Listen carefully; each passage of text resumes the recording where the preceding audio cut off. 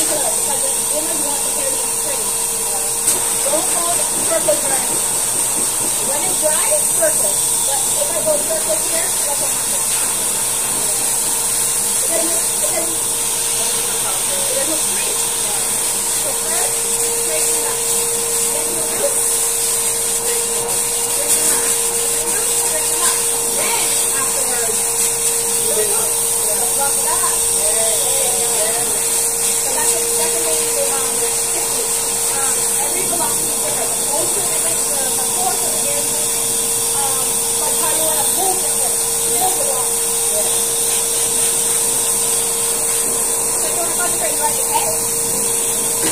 I'll brush him from this end.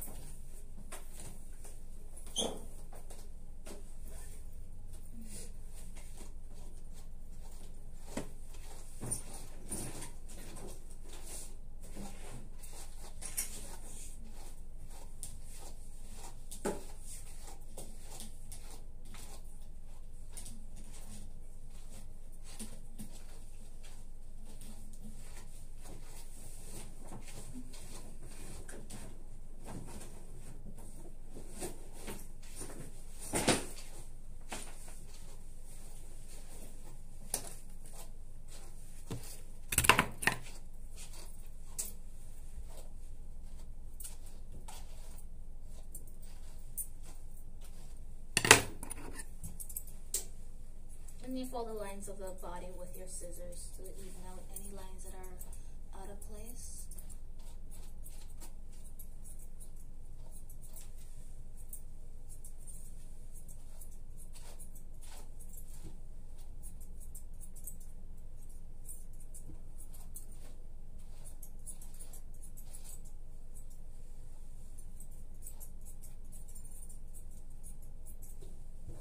Does his face need something at the top? Yeah, I gotta trim the hair around here. Alright, bubbles.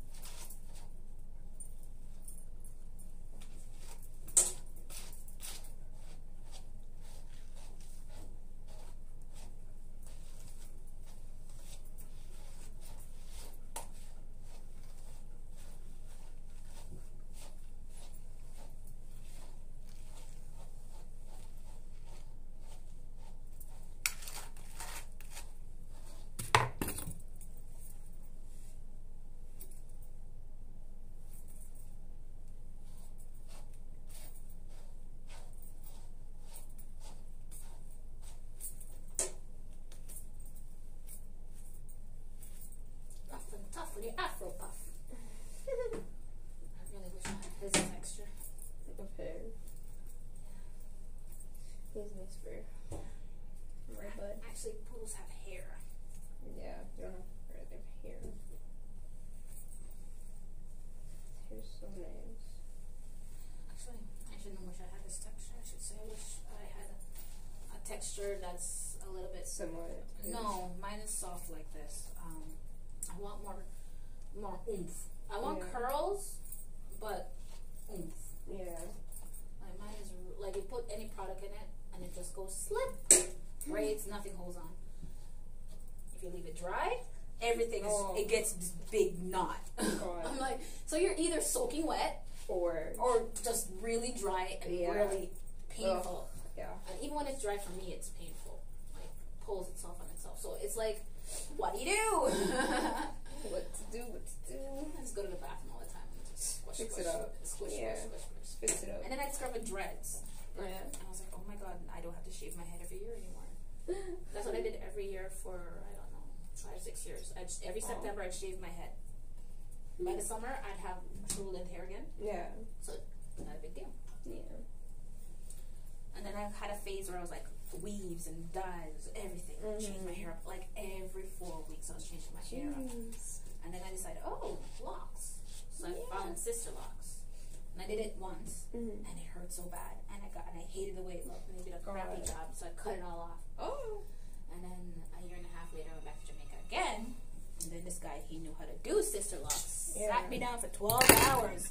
Whoa, my jaws, thank goodness I had butt cheeks at that time, because honestly, I felt them, but then I didn't feel them. Yeah, because you were like sitting they for didn't so long. they were on my body, but I felt like I was like carrying an ass. Like honestly, I felt like I was carrying another animal. But then I had locks, and they were really cute and short. And they were like up to here. Oh, so cute. And I was really chunky, so it was like adorable. Oh.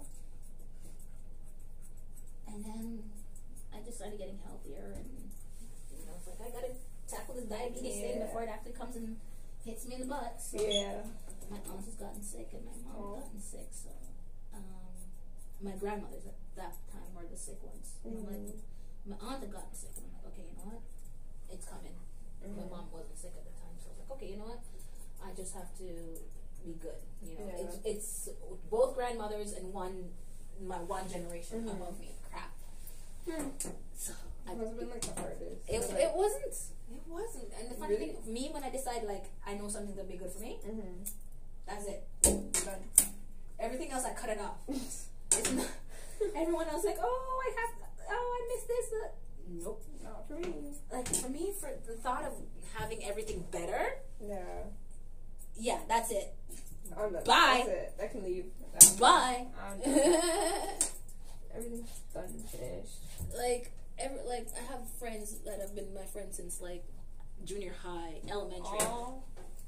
Right? Yeah. And we don't see each other very often. We talk maybe once or twice a year, but we have each other's back like down pat. Yeah. You sick? You need someone here? Like, yeah, definitely. Yeah. But comes to the point where you engage people and you realize, I'm not smiling. Later. Bye. You're just not gonna get more. Bye. And I've always been that person. Always. And then I got to be 30, and you get this complacency where you're like, give people blah, blah. But the thing is, throughout my whole life, I've never been that complacent person. I've always done my best.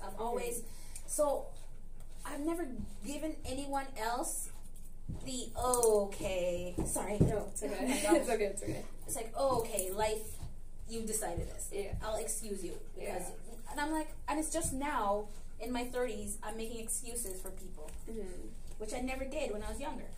Yeah.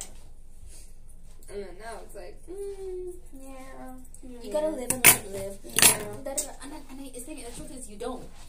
Exactly. I gotta live, but I don't have to live in your presence. Yeah. And I knew that from time. And I got to the saying where everyone should be friends. And I'm like, no. It don't sit well with my soul. And I used to hear I used to hear the saying, you bother my spirit. You bother my spirit. I'm like, I don't. What do you mean the person bothers your spirit? And now in my 35, I'm like, I get what you mean. Yeah. you know, Thingy. an emotional curve. Like, and I guess because I never socialized when I was younger.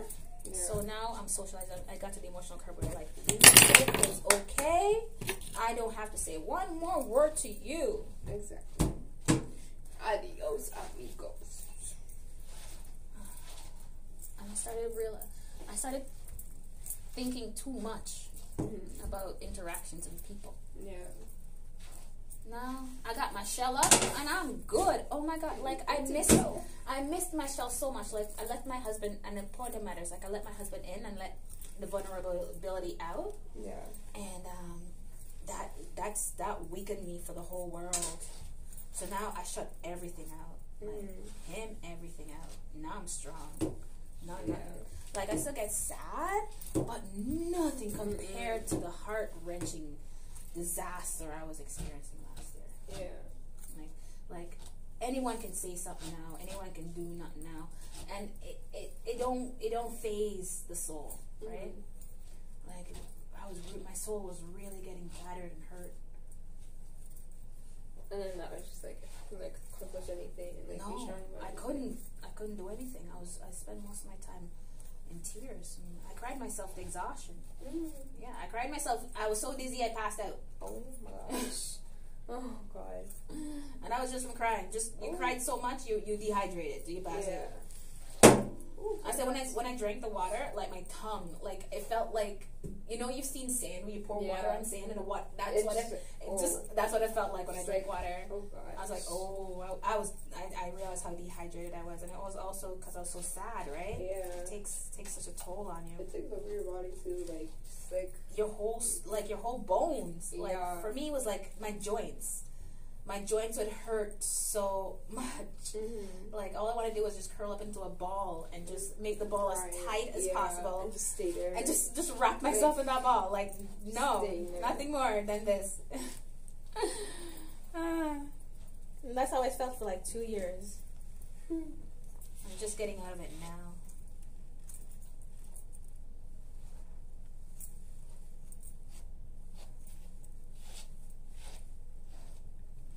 Back and I'm like, wow, it's been a year and a half since my stalker incident. It's been god, I had that too. Oh god, it really freaks up you. Fucks you up so bad. It does, cause that was like me, but I like at the time for mine, cause I was like in grade like 5 or 6 when it was like for me, so it was like it's not even like my recent, god. so I was like little when it happened. Oh my god, oh my god. Like, and it affected like the whole school too, cause like.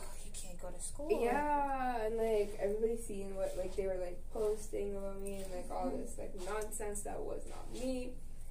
And I was like, oh my god, and I cried for like 2 weeks. I did not go to school, I couldn't eat, I couldn't do anything. And I was like, I'm only like in grade 5 or 6 and I'm gonna do this to like a 13-year-old, like 14-year-old, really?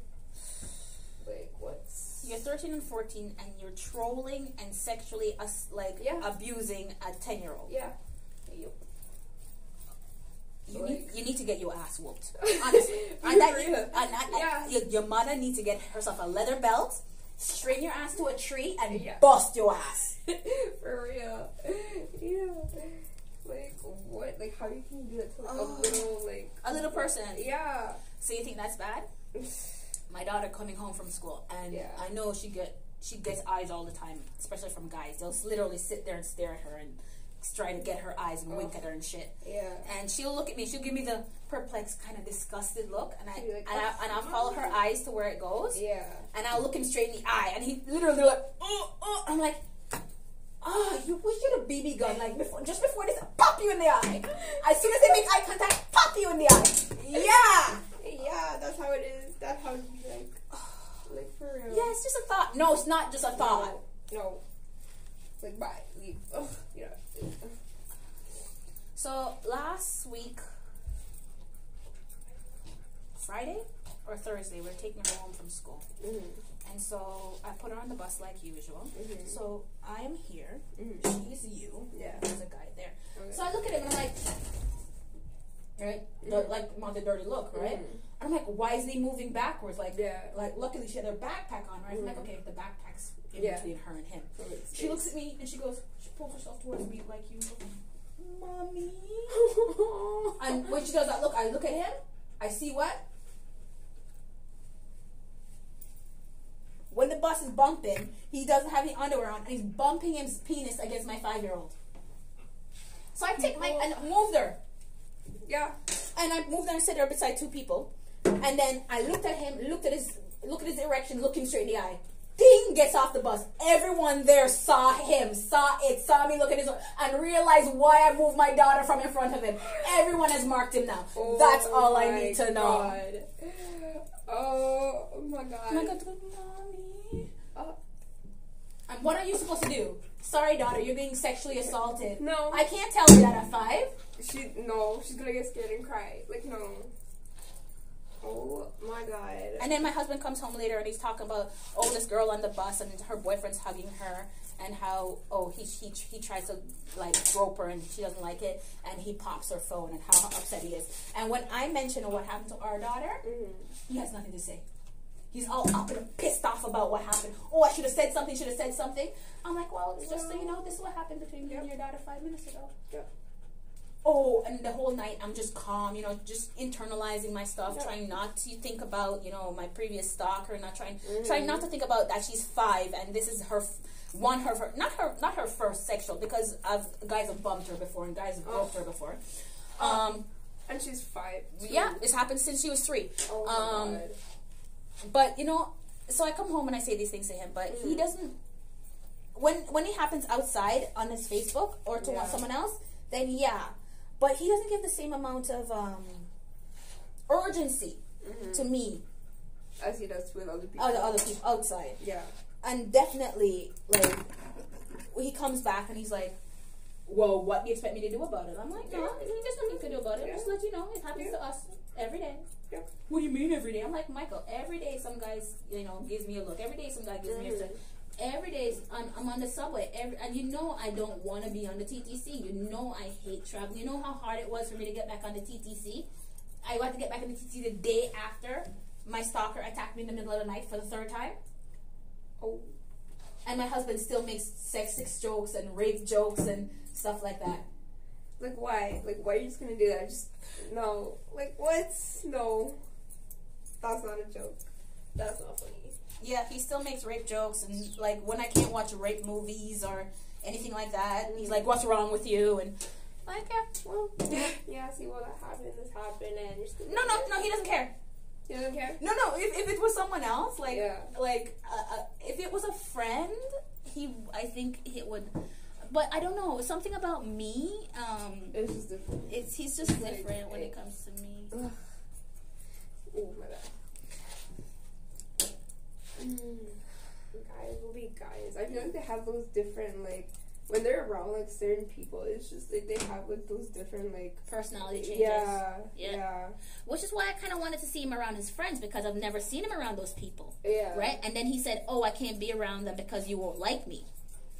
Whoa. Right? But the thing is, I was so naive. I was like, oh, look at you, trying to be a better person. And then I'm like, holy crap, later on. Like, I really should have seen you around these people, because then I would have understood. Like, why you're acting like this. I would understand, like, whether or not this was the right thing. Right? But I was so stupid. I was so stupid and naive.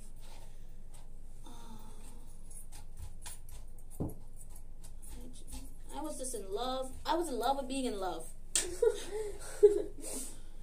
I was really happy-go-lucky person. I really liked, socializing and having fun outside. I didn't like people, but I liked having fun. Right? I found a hard time to find a group of people I could hang out with, so I would always foot the bill. Yeah. Right? So I'm like, you know what? You guys, this is what's happening. You guys want to come?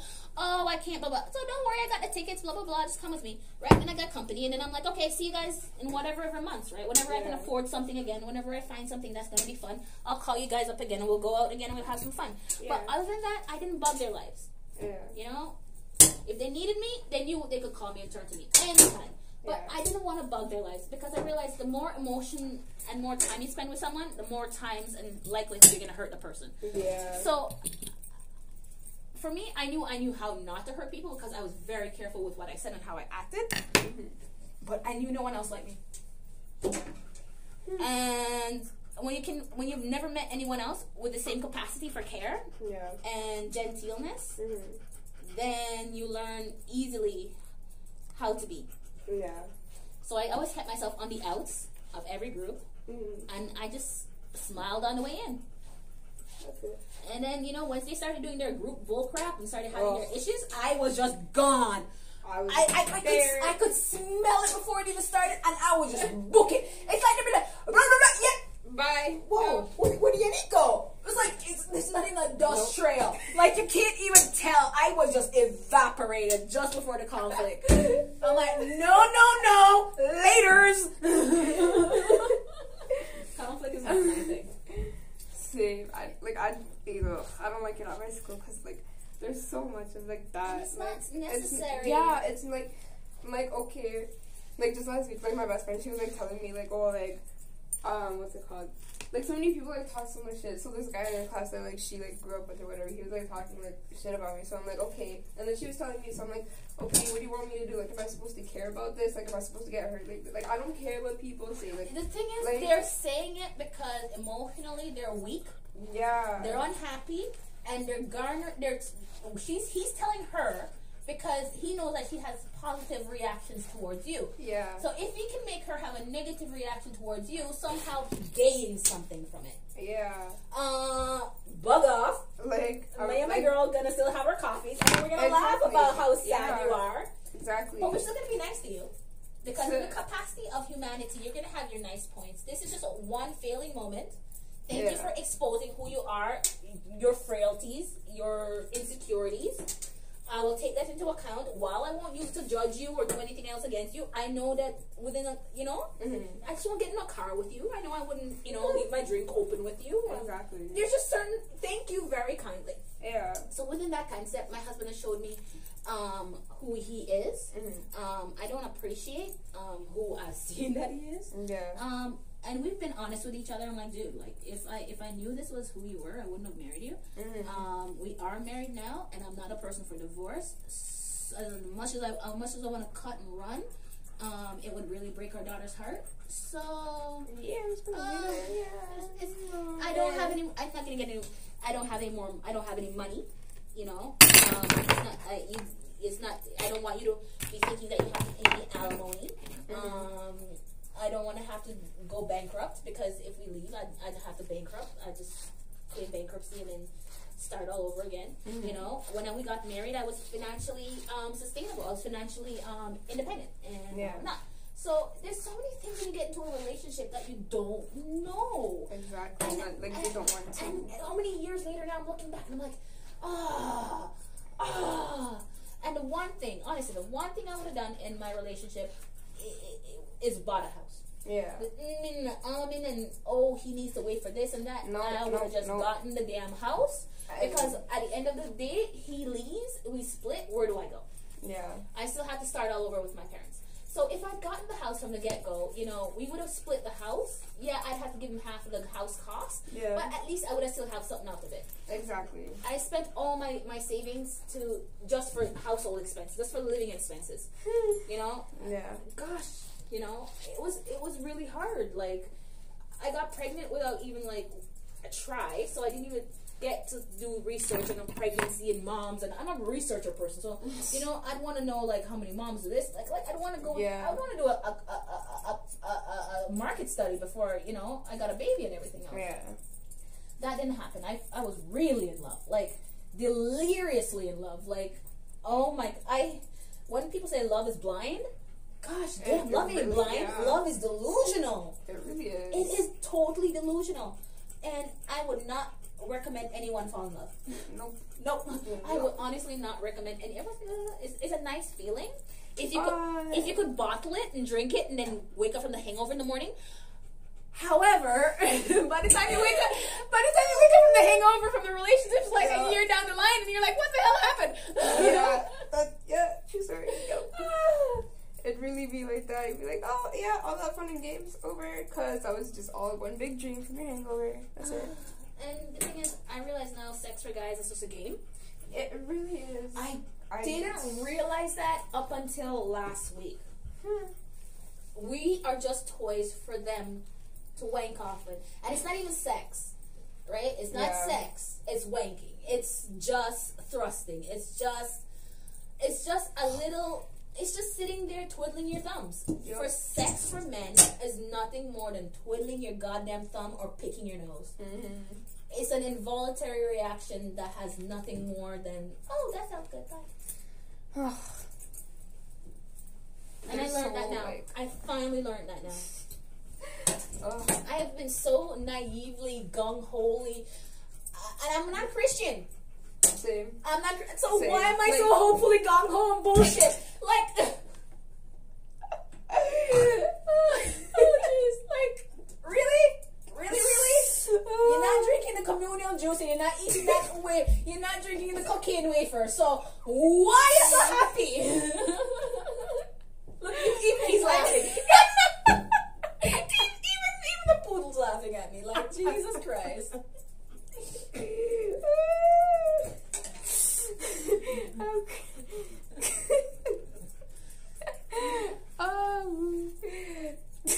What else can you do? But and that's life, really. Yeah. Honestly, when you can do that and just bust it out, that's how you know you got life. Mm-hmm. That's how you know you got the happiness. Exactly. And that's how I keep it together. Guys are just like, I feel like they're just like so overrated with themselves, and like they just do the same thing. They're weird. They're scary. They really are scary emotionally because they know they have this capacity for life and everything else, but they have no consequence. Nope, because they don't know. They have they know about, but they have no. That's the reason why women take sex so seriously. That's the reason why sex and love for us means so much, because for us it's a fostering, it's a growth of the human race. Them, it's just a bunch of cells. It's just a bunch of, actually, it looks like spit. It's a bunch of spit that you can just. So why do you get so pissed off when I decide I want one of that piece of spit? Exactly.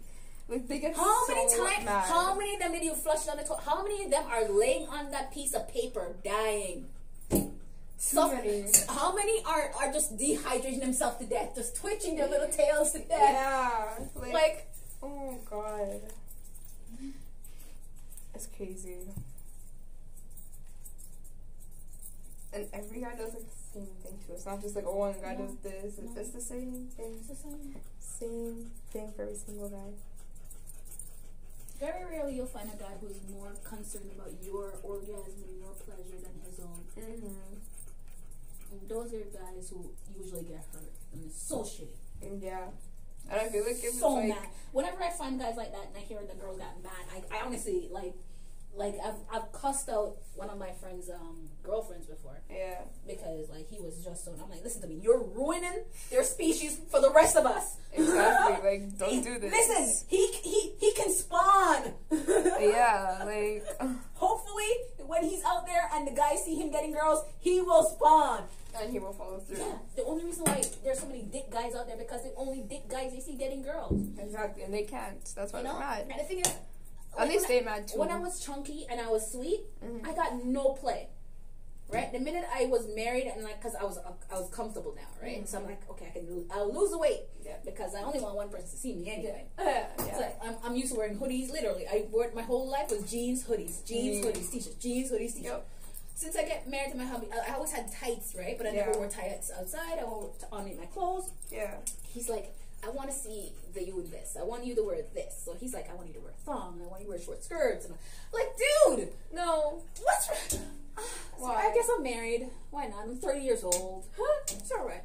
So I started dressing like normal, like everyone else does. Yeah. Why is it that I'm getting like flack from it now? Oh. I'm 30 odd years old. I've lived a proper quote unquote life. Let me alone. Exactly. Let me live my life.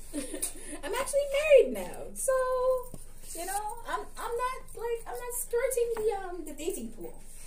Oh, well, you're tempting the male. Well, I'm not tempting you because you got eyelids. What? Your mechanism don't work? Your brain, the synapses in your brain don't snap?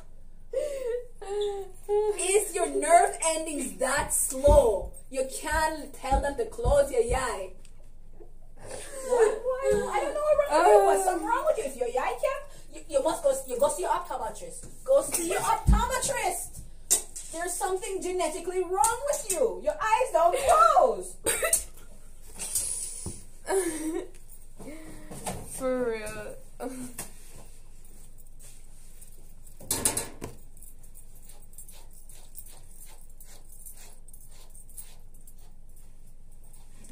Little article I read about a mother of a Catholic mother.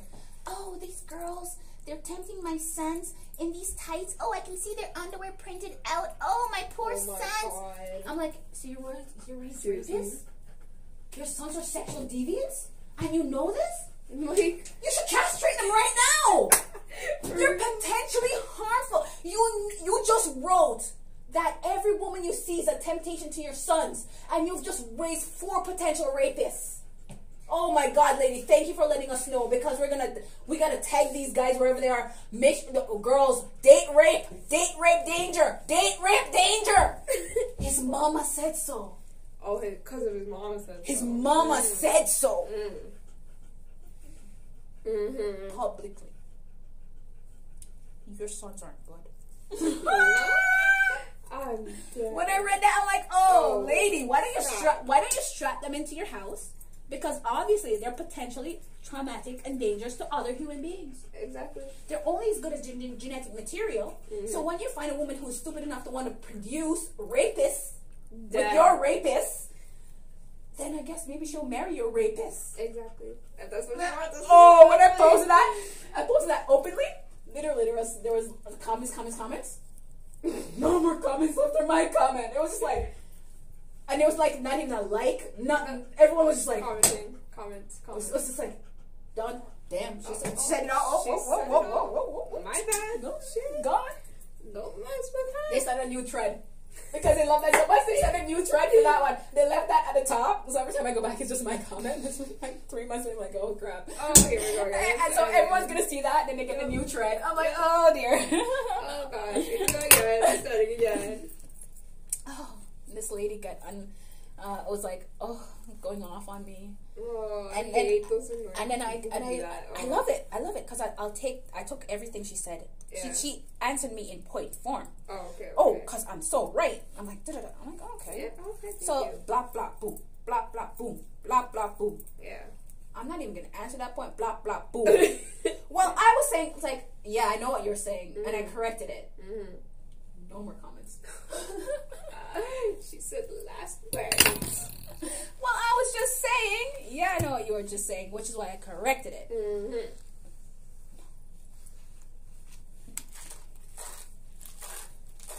I've loved to live well. I've lived well. I've lived without regret. I smile. I'm like, I lived without regret.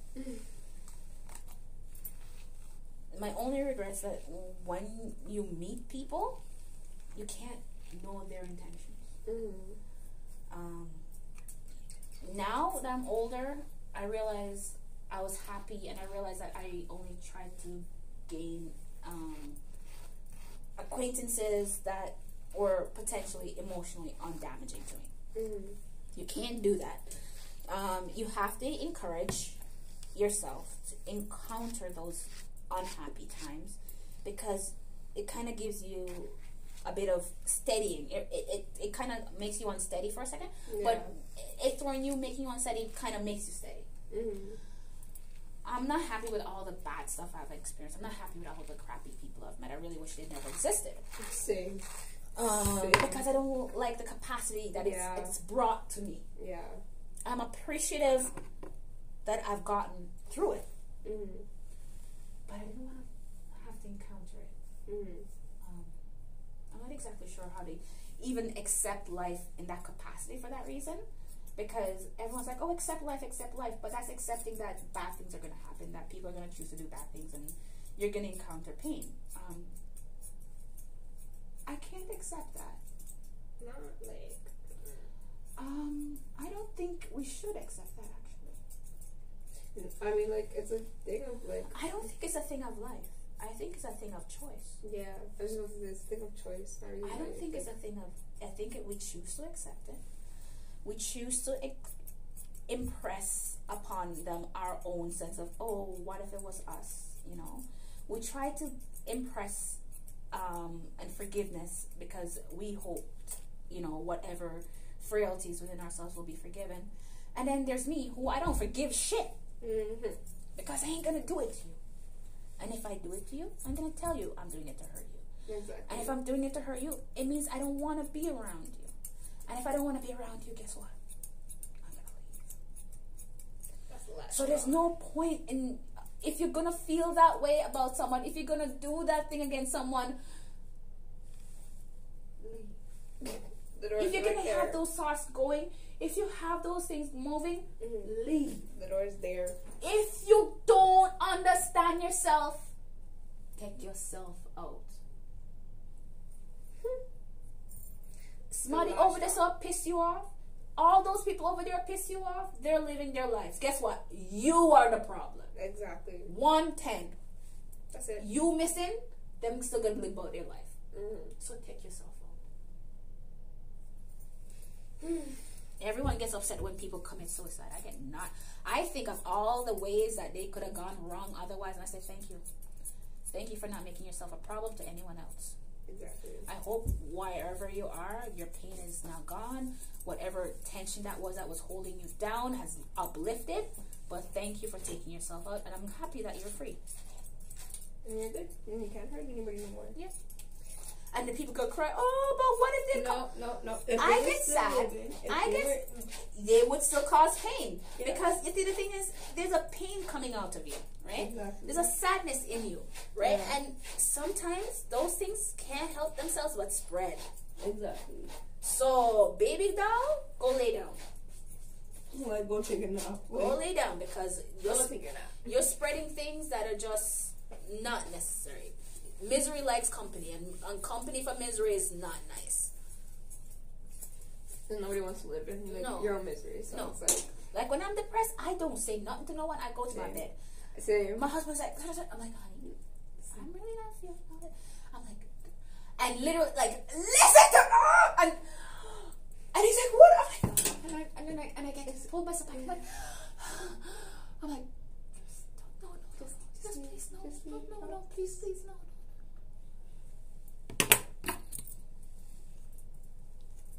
It's like, you don't want to be mad at anyone. Exactly. You don't want to be by yourself. You just want to, whatever that pressure is, it needs to blow off. And it's either and trust me, you know what, I'm nowhere near this right now. Not right now. And now my family's now they finally understand. Now they're finally getting it. It's like, she doesn't hate us. She just doesn't want to take the machete to her heads. Yep. It's about us being safe. This is talking about our safety. Safety. Is it okay now, mommy? I said, it's okay, baby. Is it? I love my daughter. Is it okay now, mommy? Yes, it's okay, baby. Yes, it is. But it's funny things, like, I never had those moments, like, when I was younger. I was by myself, so I had enough time to take in account my own feelings. Now I have my husband's feelings, which is very confusing to me, and I have my daughter's feelings, which is non-existent, and it's turning out to my feelings. So I don't understand my own feelings, and I've never really felt feelings, and now I'm experiencing emotions, and I don't know how to explain it to her, and I have to live through them now. So it's a really an interesting learning curve for me. Trying to get her to understand her feelings, then that's how I'm learning how to understand my feelings. I tell you, if I wasn't with her, I'd just be my usual sociopathic, closeted self. But because of her, I guess I'm gonna be an ambivert, kind of introvert, extrovert.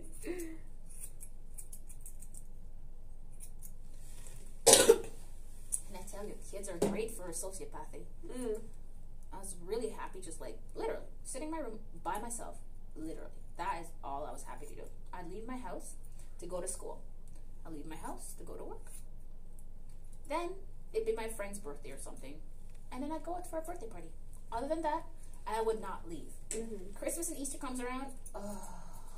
The family reunion. Here we go. Yeah, okay. Breathe, I can do breathe, this. breathe. And at that time, I didn't drink. Yeah. I didn't do drugs. I was completely straight arrow. And I was like, oh my gosh. Yeah, okay, this is 2 hours. I can't do this anymore. That's it. That's it. So That's it. You know, all right. Anyway, it's fine. You know, okay, you guys aren't gonna be leaving for a while. All right, later. Where did he? Calls my cell phone. Where are you? Oh, I'm like 2 miles away. Blah blah blah. 2 miles. Where are you? It's like, oh, the big park. That's like so far. I'm like, it's on our way home, right? Yeah. So like, yeah, are you gonna come say bye? Hold the phone up. Bye.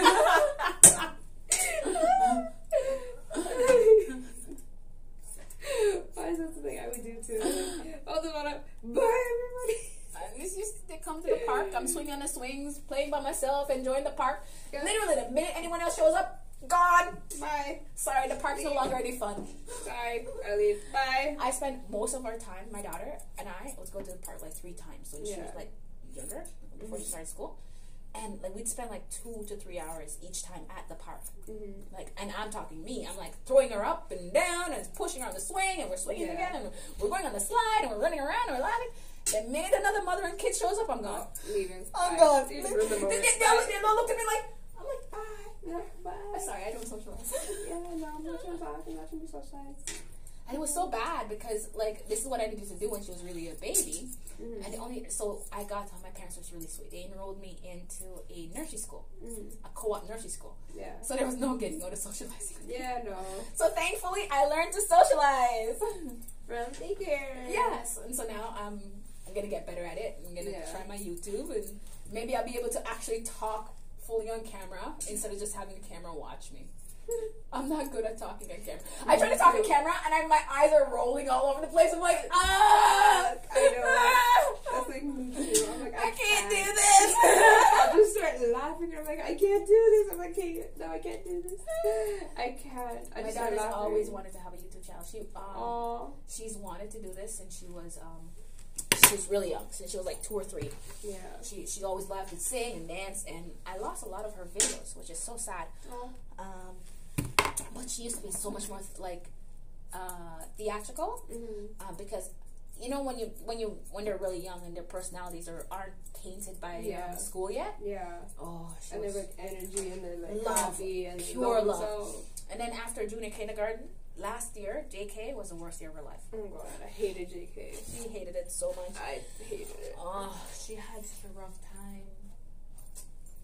Emotionally.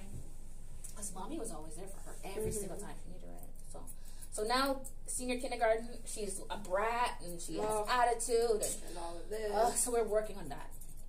So daddy's finally like, you know what? Oh, I guess I gotta step in here. I'm like, you gotta. You gotta step in here because I don't want to spank her. Honestly, I don't want to do this. I don't want to do this. I didn't like getting spanked. I don't want to do this. But girl, you're cruising for a bruising. You chose to go down this road. I will put you back. No, my husband said it the other day. Listen, she's your mother. She can put you back where she got you from. She's looking at my daughter and goes, I can't fit. Literally, she goes, looks, I can't fit. I got up and I walked. I left the room. I'm like, I did not,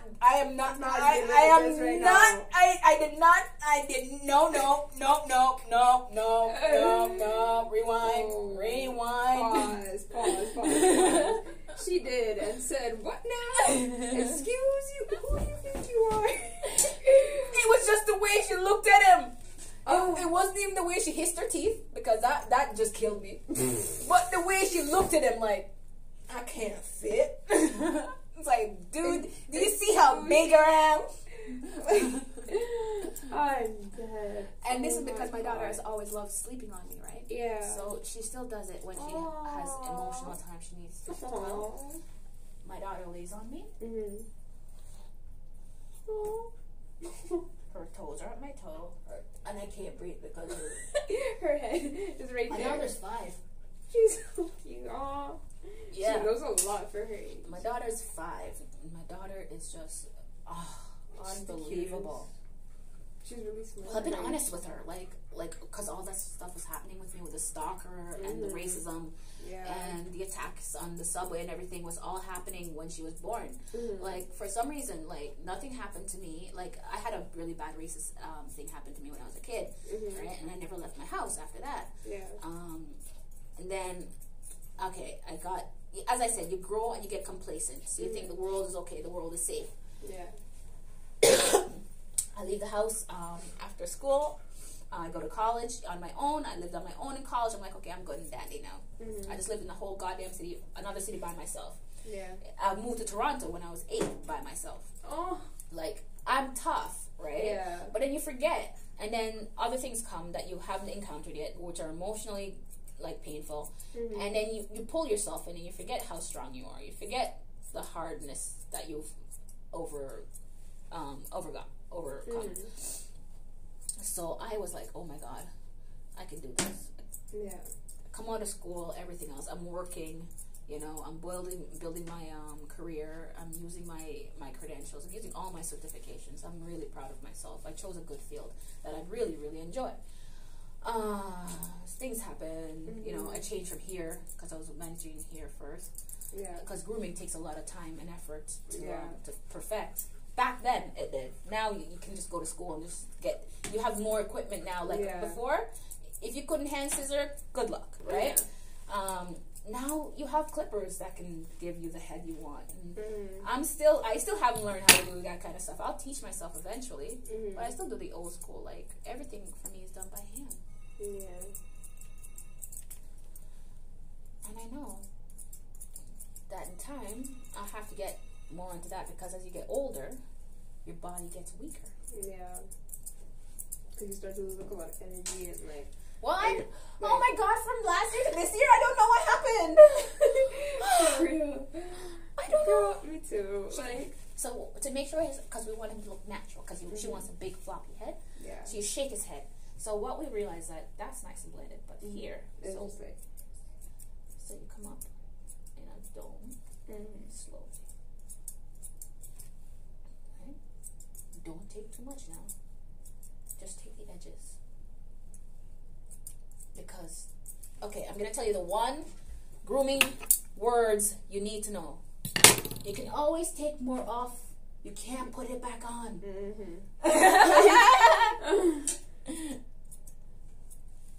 So go slow. When in doubt, go slow. Because right now you're trying to make sure that it blends, it matches. They're never going to be 100% even. But it'll look like... But it should match. Yeah. And one other thing is, know when to stop. Honey, I still don't know when to stop. Okay, so yeah, don't worry about it. Okay, all right. Life lesson. There you go. Yeah, that's pretty much a life lesson. Stop. Shit. Stop. God. You told me to. Oh, I do that to myself all the time. It's like, oh, one little piece. No, fuck.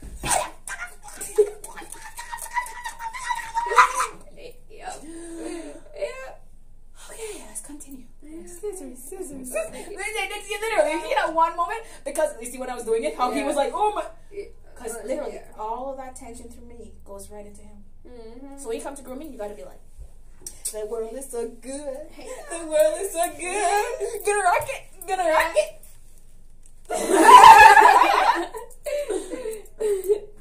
And you know what? At the end of the day, when you're all tired, and that's what you've been rocking in your soul, you really feel good. Yeah, and you know you accomplished something good. So. Yeah. But you're gonna have people. Yeah. I warn you. You're gonna have people. My sympathies. Yes, remember this moment. My sympathies. And I'll give an extra pat on the back too. Because you know you're gonna need it. And I'm not gonna be there.